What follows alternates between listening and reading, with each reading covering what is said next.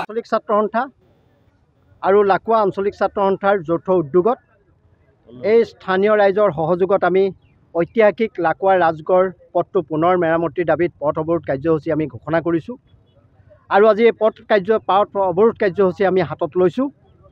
আমি বহুবাৰ প্ৰশাসনক, লোক নিৰ্মাণ বিভাগক আৰু ONGCক আমি বাৰংবাৰ দাবী জনাই অহাৰ পিছতো আমি তেওঁলোকৰ ফালৰ পৰা কোনো সঁহাৰি নোপোৱাত আজি পথ অৱৰোধৰ নিচিনা জংগী কাৰ্যসূচী হাতত ল'বলগীয়া হৈছে। তাৰ বাবে দায়ী হৈছে লোক নিৰ্মাণ বিভাগ আৰু ONGC। তাৰ বাবে দায়ী কিন্তু ছাত্ৰ সন্থা আৰু সংগ্ৰামী জনতা নহয়।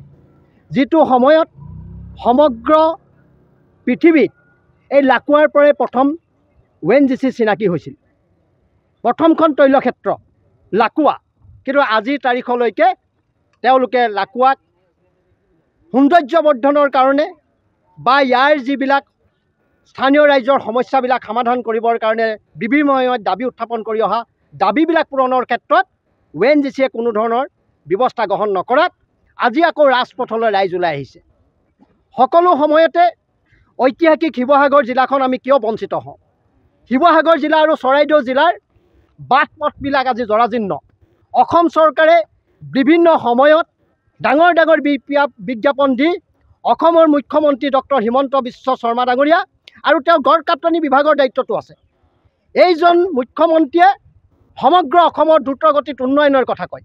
আজি এই প্ৰতিবাদস্থলীৰ পৰা সেই অসমৰ মুখ্যমন্ত্ৰীগৰাকীক আমি আমন্ত্ৰণ জনাইছোঁ, শিৱসাগৰৰ চৰাইদেউ জিলাৰ বাট পথবিলাক আপুনি আহি পেলাই নিজে পৰিভ্ৰমণ কৰক।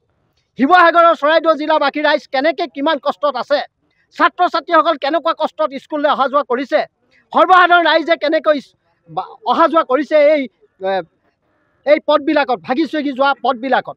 কিন্তু তেওঁলোকে কোনো ধৰণৰ ব্যৱস্থা গ্ৰহণ নকৰি অকল জালুকবাৰী সমষ্টিটো উন্নয়ন হোৱাৰ কাৰণে তেওঁ ভাবিছে গোটেই সমগ্ৰ অসম উন্নয়ন হৈছে। এই কথা যদি ভাবিছে তেওঁ মূৰ্খৰ স্বৰ্গ ৰাজ্যত বাস কৰাৰ বাহিৰে বেলেগ কথা একো নহয়।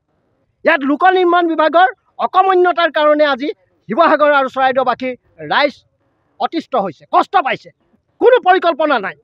শিৱসাগৰৰ পৰা ষ্টেচন চাৰিআলিলৈ যিটো আমাৰ BG ৰোড জৰাজীৰ্ণ অৱস্থা, ধুদৰালি জৰাজীৰ্ণ অৱস্থা, 4 লেনযুক্ত পথ জাজিৰ পৰা ডিমলৈকে আজিলৈকে সম্পূৰ্ণ নহ'ল। কিয় শিৱসাগৰবাসী ৰাইজক কষ্ট দিছে? ক'ত অধিকাৰ পালে তেওঁলোকে কষ্ট দিবৰ কাৰণে? কেতিয়াও এই কথা মানি লোৱা নহ'ব। আজি আমি পুনৰবাৰ আকৌ কৈছোঁ, আমি আজি ছাত্ৰ সন্থা আৰু সংগ্ৰামী জনতা আকুল গোচ, যেতিয়ালৈকে আমাৰ সমস্যা সমাধান কৰিবৰ কাৰণে লোক নিৰ্মাণ বিভাগৰ বিষয়ববীয়া আৰু ONGCৰ শীৰ্ষ বিষয়া এটা আহি উপস্থিত নহয়, সমস্যাটো সমাধান কৰিবৰ কাৰণে ব্যৱস্থা নকৰে, তেতিয়ালৈকে কিন্তু পথ অৱৰোধ কাৰ্যসূচী কেতিয়াও উঠাই নলওঁ। আৰু ইয়াৰ পৰা গৈ পেলাই যিগৰাকী মন্ত্ৰী হৈছে যোগেন মোহন ডাঙৰীয়া, তেওঁ এই পথটোৱে নিৰ্মাণৰ ক্ষেত্ৰত কোনো ধৰণৰ ব্যৱস্থা গ্ৰহণ নকৰিলে। শেহতীয়াকৈ এইটো ডিমৌ সমষ্টিত অন্তৰ্ভুক্ত হৈছে এটা ছাইট।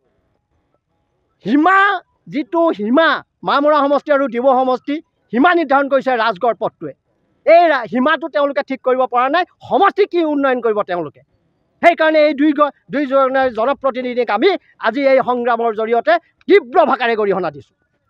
মূল দাবী ঐতিহাসিক ৰাজগড় পথৰকে আৰম্ভ কৰি শিৱসাগৰ বাট পথবিলাক ঠিক কৰিব লাগিব। আৰু আপোনালোকৰ মাধ্যমৰ জৰিয়তে কৈছোঁ, ছাত্ৰ সন্থাই নাজিৰা নগৰৰ দিখৌ দলঙৰ কাষত যিটো নাজিৰা নগৰলৈ আদৰণি জনায়, সেইটোতে যি প্ৰকাণ্ড পুখুৰী সদৃশ গাঁত, সেই গাঁতবিলাকৰ পুনৰ নিৰ্মাণ কৰি পথটো যাতায়াতৰ সুবিধা হোৱাকৈ তাতো ছাত্ৰ সন্থাই এনেকুৱা ধৰণৰ আন্দোলনৰ কাৰ্যসূচী হাতত ল'ব বুলি আজি আপোনালোকৰ মাধ্যমৰ জৰিয়তে প্ৰশাসনক আমি জনাই দিছোঁ।